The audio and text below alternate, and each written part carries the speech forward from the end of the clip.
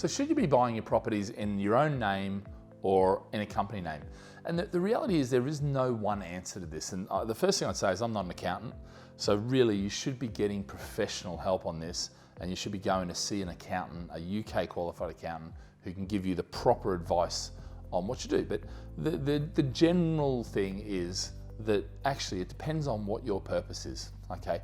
So what's generally coming out of accountants right now is if you're earning under 50,000, maybe you've got one property, maybe two properties, you can put them in your own name. The good thing about that, you haven't got the company setup costs, you haven't got the company running costs. You also don't, you get a better rate on your mortgage because it's in your personal name. So there are benefits in having your own personal name.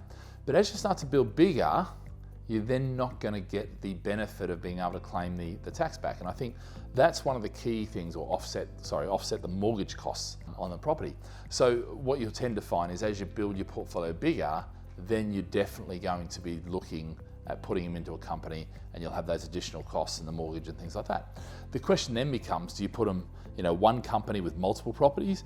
Do you have individual companies with individual properties? So there's a number of choices like that, and really those need to be addressed with an accountant because they can actually work on what's best, and it'll depend on what your plan, what your strategy is, how long you're looking at keeping them, this sort of thing. So there is no right or wrong answer there. I know there's a lot of stuff on YouTube and on the internet that people say definitively it has to be this, or you got to do this now, don't do this. The reality is it depends. Get the advice, spend that money for the advice, because actually that advice will help you long run, and probably you'll get all that money back that you spent or you invested in getting a professional.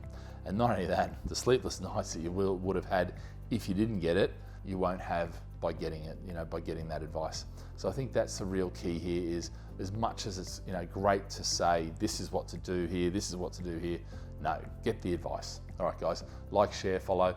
Any comments in the comment section, happy to answer them. Otherwise, have a great day. See ya.